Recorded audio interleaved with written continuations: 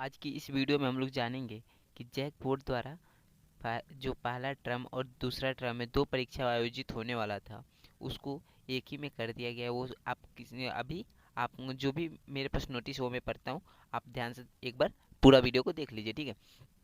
JAC board पहले दो term में होनी थी परीक्षा, शिक्षक संगठन कर रहे थे विरोध। शिक्षा मंत्री का आदेश, मैट्रिक एवं इंटर की परीक्षा एक ही टर्म में।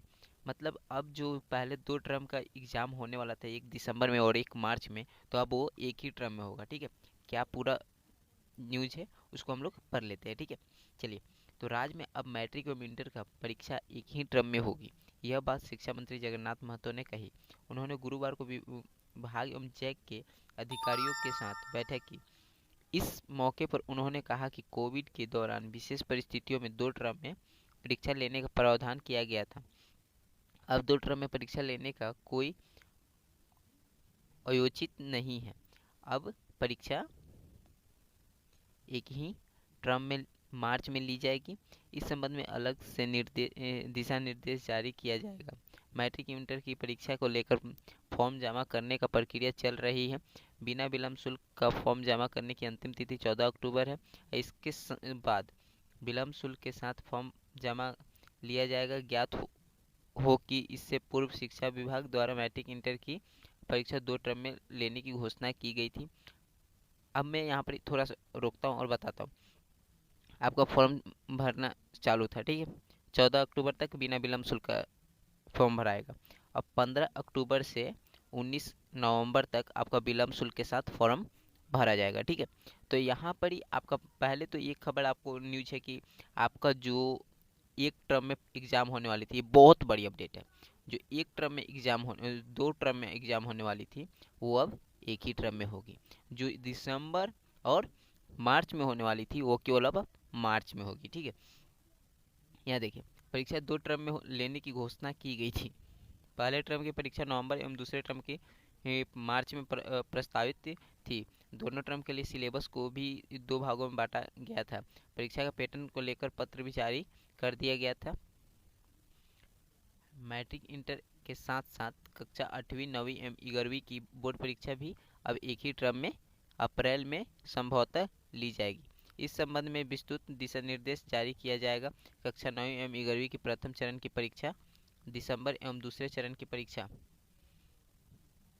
अप्रैल में लेने की घोषणा की गई थी। कक्षा 9वीं एवं 11वीं की परीक्षा को लेकर सिलेबस को दो भागों में बांटा गया था।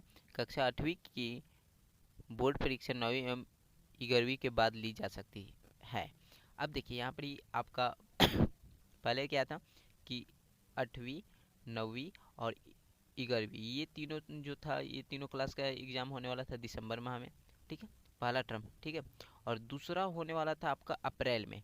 तो ये भी आपका अब केवल अप्रैल में ही होगा, पहला टर्म इसमें भी नहीं होगा। अब एक ही टर्म में टोटल एग्जाम हो जाएगा, दो टर्म होने वाला है ही नहीं, ठीक है।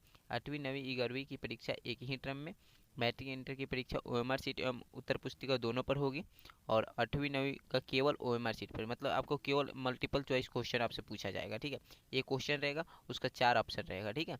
और जो 10वीं और मैट्रिक और इंटर है, वो लोग का क्वेश्चन किस प्रकार रहेगा, वो लोग का क्वेश्चन रहेगा कि ऑब्जेक्टिव और सब्जेक्टिव, उसमें से टोटल मिक्स रहेगा, ठीक है, जैसे पहले हो रहा था।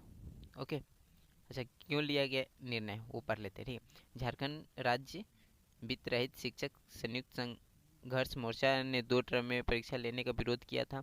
इंटर कॉलेज एवं हाई स्कूल के प्राचार्यों का कहना था कि दो टर्म में परीक्षा लेने से साल में 4 से 5 माह परीक्षा लेने एवं उत्तर पुस्तिका मूल्यांकन में ही बीत जाएगा।